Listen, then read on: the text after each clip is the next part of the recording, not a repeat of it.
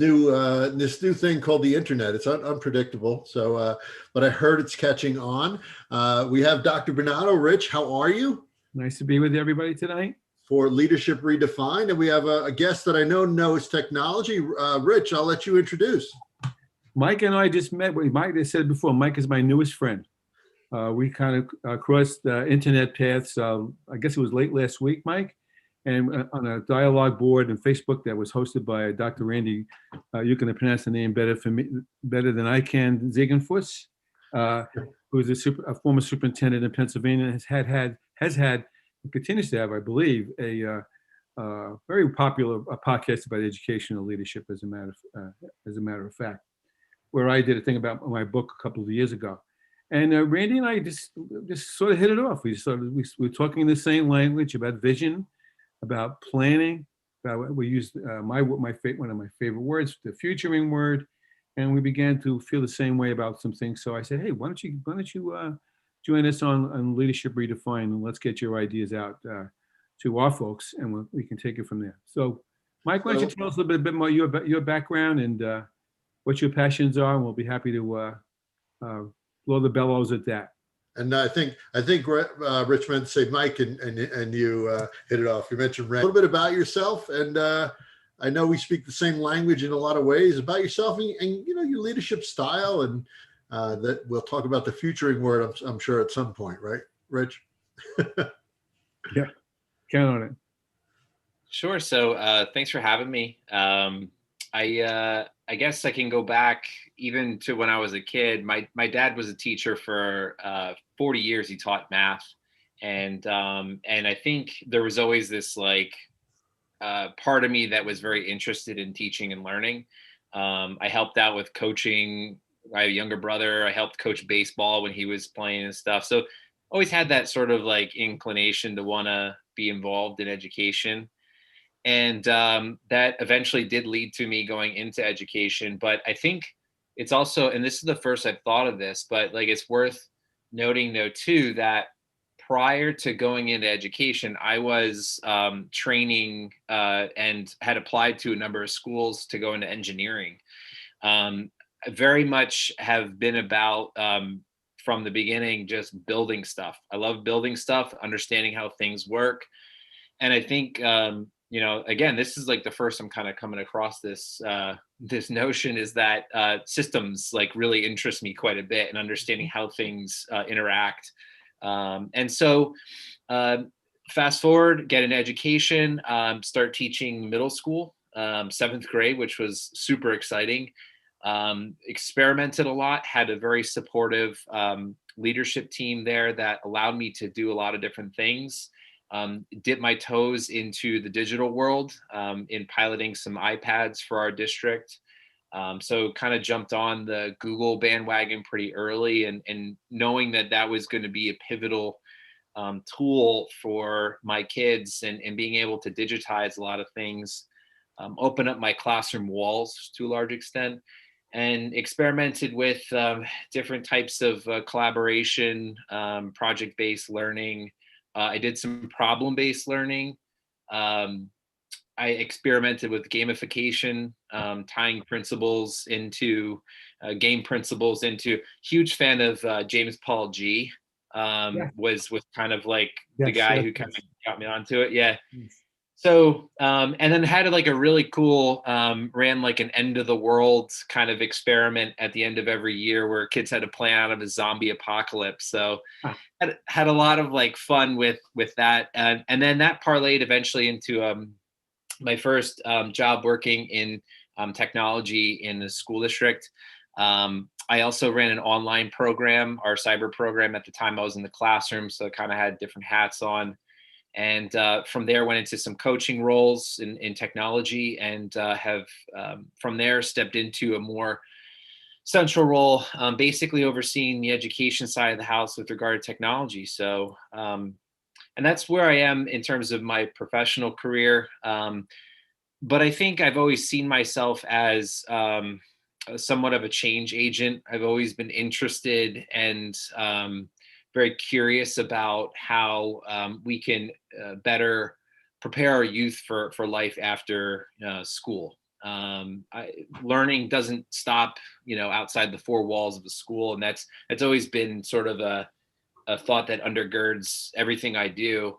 And so trying to realize that it has been a big part of, I think, what I try to do on a day-to-day basis. And sometimes that's just helping a student figure out how to use this new tool, or a teacher to try a new instructional strategy. But at the end of the day, I'm very interested in how we can rework the system to work for our kids. How does just curious, Mike, and we have to say Dr. Peck now, right? I mean, this is when did that happen? Just really reveal that quickly. Yes, that was just this past December. I just completed my doctoral studies on leadership in the learner-centered paradigm. Which is awesome. And we spoke offline. You did that during the whole COVID thing with the responsibility of the educational side of technology. So that's a challenge, I'm sure, right? It was, yeah, certainly. So I'm curious, because I have, as you've seen, and people who listen know, I've deeply embedded in the educational. So you tried the iPads. For me, Google, I'm I think number 600 something in the Google certified trainers. So I was right there at the beginning of all that. But how is there synergy in technology and sort of being creative, innovative, and sort of a thought leader in this space? And if so, what is the alignment in your mind? Yeah, I think we have to be careful. There's definitely a connection between, technology and innovation. Technology enables us to break the barriers of time and space. Where once a student had to be in my classroom to get that material, whatever that might be. Not that they couldn't learn outside the classroom, but to get access to certain materials, they had to be in the classroom or in the school. However, technology has removed those barriers, and we've certainly seen that in the pandemic. We took the training wheels off what a lot of people were experimenting with, hybrid learning, which in our case, we're calling it, we have kids in the school and outside of school learning in the same class. Blended learning, just total virtual learning in some cases. We took the training wheels off, and we've seen that just like not every kid is made for online learning, not every kid's made for learning in the classroom either.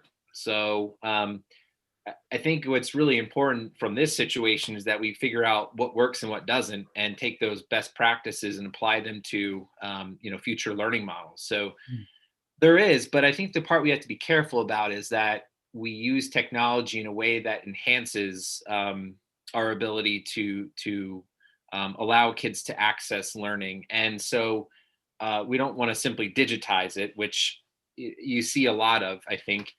And it's not just about like the practice of digitizing, but some of the tools enable that behavior too. So there's definitely a connection, but I think the innovation and technology part is a double-edged sword, and we have to be very careful how we wield that. Yeah, and I'd love to, Rich, I want to hear from you as well. But we had Matt Rhodes, Dr. Rhodes, on as well, and he speaks the same language. I'd love to have sort of a roundtable with some of the folks. That's a good idea. Yeah. Moving forward, if you're up for it, Mike. Rich. I'm interested, and Mike, it's just funny because I really don't know how many folks with whom we've spoken to along the same lines, Mike. But it's funny when we hear the mini bio, I keep seeing the same themes jump out. Even for me, though, I really can't claim to be in yours or Al's league in terms of the technology piece, although I'm pretty comfortable with a lot of it. And I certainly share some of the same philosophies you have, I can tell you that. But it's funny, you say that how you began, well, first of all, with the systems issue, which is a big word for us as well. But then you got into the point that somehow or another, I'm putting words in your mouth, Mike, and spit them out if they're not necessarily accurate, that you were that as you began working in a middle school, I'm using a verb I like to use, and that would be, you were kind of nurtured by the culture of that place to take risks, as long as you were taking risks that you were investing your obvious intelligence and creativity into. And that was the acorn. Al gets tired of me using that word, but that was the acorn of how you kind of went forward. I mean, I think you hear project-based learning, I hear problem-based learning, I hear gamification. I'd like to talk to you some more about that. I have great interest in that personally. Mm. And then we're talking about, you moved over to coaching. Mhm. So you didn't jump from teacher over to assistant principal in XYZ middle school, Yeah. where you were chasing kids who threw pizza across the floor. You were Mhm. coaching teachers to help them be mini Mikes, so to speak, or their own version of Mike, with the skills that you Yeah. had. I'll stop there because I think you have something to say. I talk too Yeah. much. No, it's okay. Yeah, no, there's certainly there was a point where I realized that what I was doing wasn't enabling my students to access learning on their terms and to engage in the content, or at least like the topics that we talked about, in areas that they were curious about. Like, I started in a way that I was, feeding them PowerPoints and worksheets and blah blah blah. Like, there was a point I realized, like, this isn't working for them. This isn't working for me. And there's got to be a better way to do this. And yeah, I had a lot of support. I spent a lot of time researching on my own because I was just very curious about this question, like, how do I do this better? And yeah, I had a lot of support from my principal, my assistant principal, my director of curriculum at the time, and they were very supportive of what I wanted to do, because I put the work into understanding how it could improve things. Yeah. Yes, and so that began that either you had the DNA already within you, or somehow the DNA within you evolved Mhm. to take that premise, and now, as I understood the title of your dissertation and your research, to recognize that the kinds of leadership that we need, and another word I don't like to use because it's so overused, is to facilitate other teachers to, um, and I use this phrase way too often, to drink your Kool-Aid, to Mhm. make it their own Kool-Aid, in Yeah. order to enable students to be what they're more than able to be, regardless of what kind of teacher they have to some extent. Yeah. The one phrase I like to use, and it came through in my study, and that is create the space. Yeah. How do we create space? Because if I want you as a teacher to create space for your learners to access content in a different way, explore their curiosities, demonstrate their understanding through different means, I have to do the same for you as a leader. I have to give you the Right. tools to make it happen, and I have to give you the space to say, look, you're the professional here. You understand the learner. Use your knowledge of the learner, their curiosities, their personality. Use that to create the space for them to do the work. So I think as a leader, you're absolutely right. Like, there's a manifestation the way I lead. My job, I feel like my job is to impartiality, empower teachers with the tools and technology and instructional practices, with the technology, to make the learning happen. I think innately what I was mentioning before, I've talked to a lot of folks in the technology space, and you do get certain people that are more at the surface level, but I think the true technology folks, the educational technology folks on the educational side, instructional side, Yeah. innately have that go out, try, and innovate, right? And that's a gateway to a broader understanding, this collective understanding that we talk about, the collective mindset. And I Good think word. you, just by virtue of you going out and trying iPads now, and the realization that just trying them isn't enough, that they actually have to match with deep instructional models and instructional practices too, right? Just that piece alone, I think. And which came first, chicken or the egg? Like Rich was saying, like, is it something that's innate? Is it something that is not? And I think the people that are in this educational and technology space and passionate about it do have that kind of fire to explore, expand, and grow. I think both, emotionally, professionally, because you almost have to, because with technology you have to stay ahead of the curve, and You have to have an understanding of how it fits in instruction. You have to have a broad understanding as well as a very specific understanding, subject to subject and classroom to classroom too. Just thoughts on that, like as far as the technology piece being sort of this gateway, because I think it's in you and I think it's happened to you.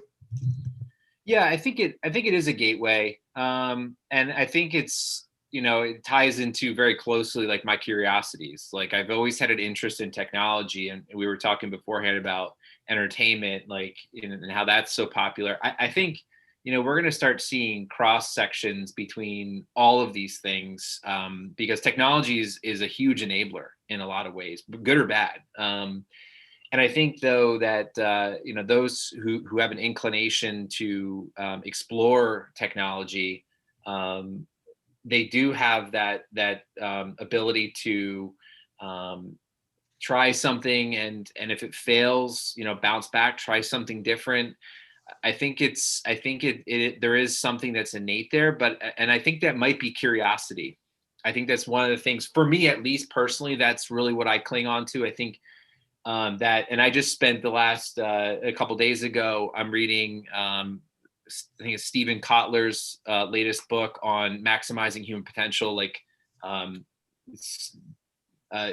the impossible or something. I forget what the title is exactly, but basically he has a roadmap of how you do that. And part of it is about exploring your curiosities and stacking them and finding ways to tap into that potential that exists when you really dive into intrinsic motivation and achieve a state of flow. And that's, I think for technology people, I'm at my best when I'm faced with problems and I'm spending time troubleshooting and trying to solve them and hopefully figuring them out.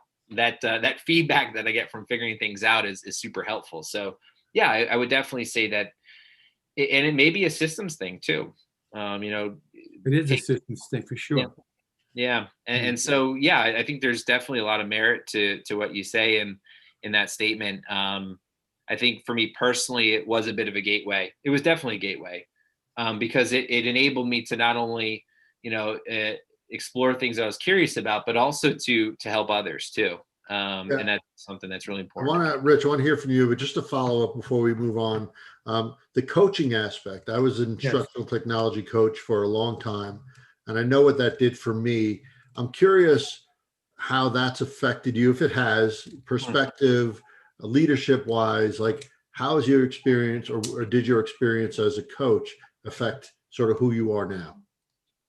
So yeah, it was one of the hats I wore in a technology coordinator's role, and it was a little different than like your typical coach in that I was an administrator. So as an administrator working with teachers, like there was a bit of a boundary that was tricky at times.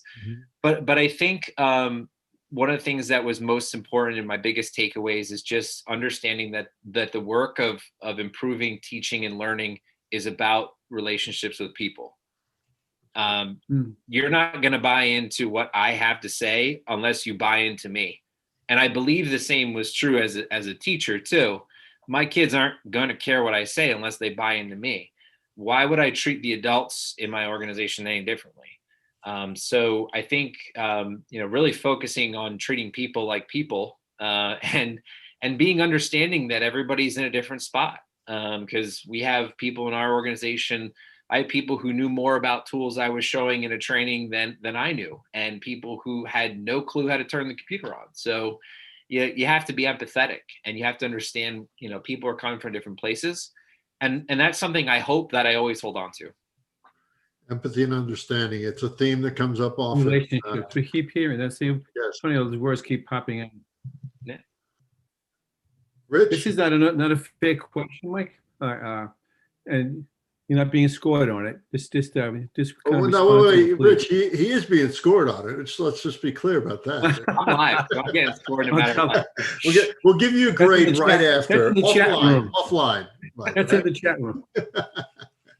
We talk about Mike. We talk about probable futures, emerging futures. I mentioned that book, Theory U to you. I know we talk about probable / emerging futures a lot.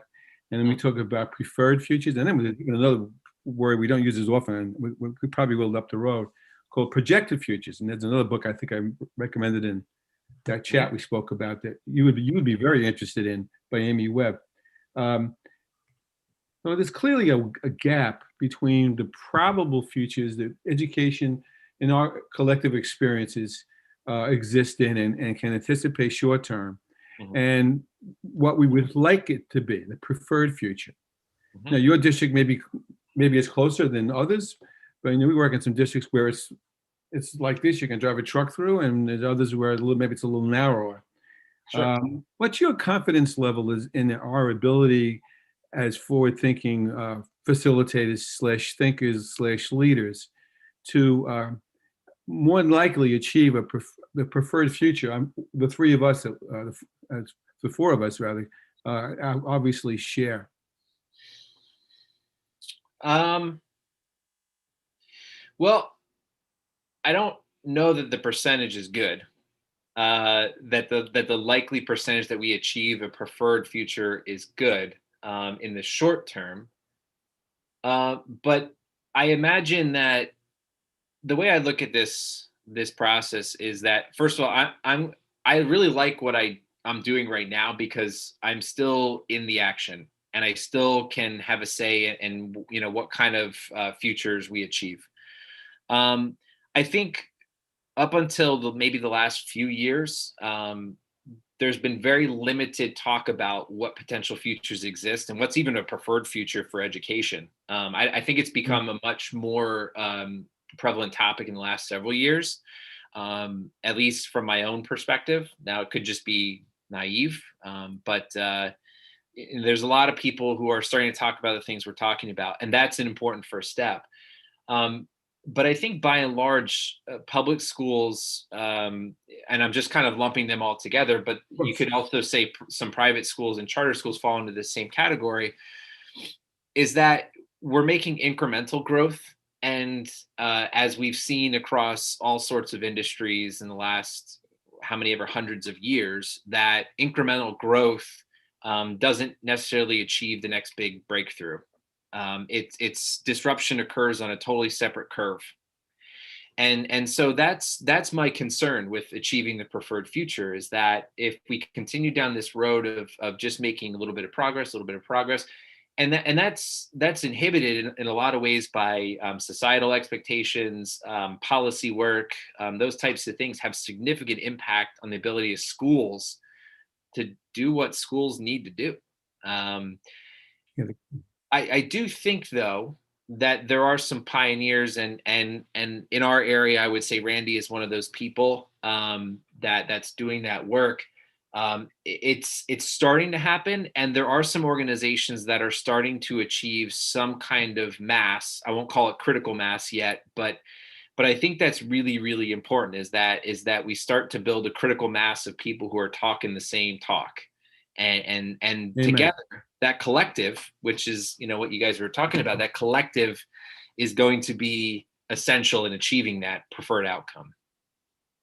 And the collective mindset, what that does, if people just, even the language and the baseline that now you hear project-based learning is more, hey, everybody does that, you should be doing it, versus, wait, what is that and how does that fit? And I think that's when the true change starts to happen, when it just becomes sort of rote and part of everyday language and practice and instruction. We are ever hopeful, and we're getting the message out as you are. So I don't want that to be misunderstood from the audience. You, myself, Rich, Anthony, we are hopeful that this change will happen, but what we observe, what we see, I know I agree with, and we've had conversations, Rich, about this, is that it's this tanker trying to move, at a 90-degree angle in the span of however long that takes, right?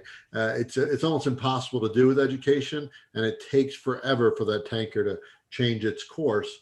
But I know we're not going to stop trying, and I know you're not going to stop trying.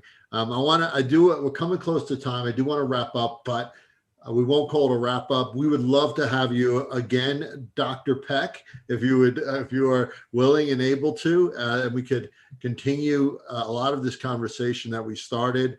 Really enjoyed the conversation, inspiring, insightful, and you get a wonderful head around this, thoughts around this. So I'd love to see you on here again. Rich, closing thoughts, and then Mike, I'll give you the final word. The other thing I'm going to say is the obvious. It's just a pleasure to hear a person like Mike speak to the issues that have to be spoken to, and my confidence level went up X points. But just having heard what he had to say, and in addition to our little conversations we've had the past couple of days, Mike, because more folks like you hopefully will create that mass. But it's going to take a lot of persistence. Now I'll stop there, otherwise I'll stop pontificating again. So I appreciate that you were on. I really hope that we can have you on again. And we do have other folks who kind of talk the same talk you talk. Maybe we'll pull a panel together or something like that to spread the word around. Thank you so much, Mike. Yeah, of course. And Mike, final thoughts. Go ahead. Yeah, thank you both so much. And yeah, Al, thanks for kind of like clarifying, I think, where I was going with that. In retrospect, perhaps my words were very harsh, but it's going to be a big challenge. You know, achieving this new paradigm of education is going to be a huge challenge. And there are people who are starting to tackle that task in schools, in the universities and higher ed, outside of that in social media worlds, like you guys. You know, there's a lot of people who are talking about this. And I think that's my impossible. That's my big impossible that I've really come to terms with. And there's a lot of work that has to be done, but I'm really looking forward to it. And I really want to thank you both for having me on to talk. And I'd be happy to come back again if you guys have me. We would absolutely love it. And we understand it's a big task, acknowledging what that task is and how challenging it is to get there does not, like you said, indicate that we are not hopeful and inspired that it can be done, right? So thank you again. Thank you, everyone. We will see you next week. We have a couple of guests next week. And Mike, looking forward to having you on again. Thanks so much. Thank you.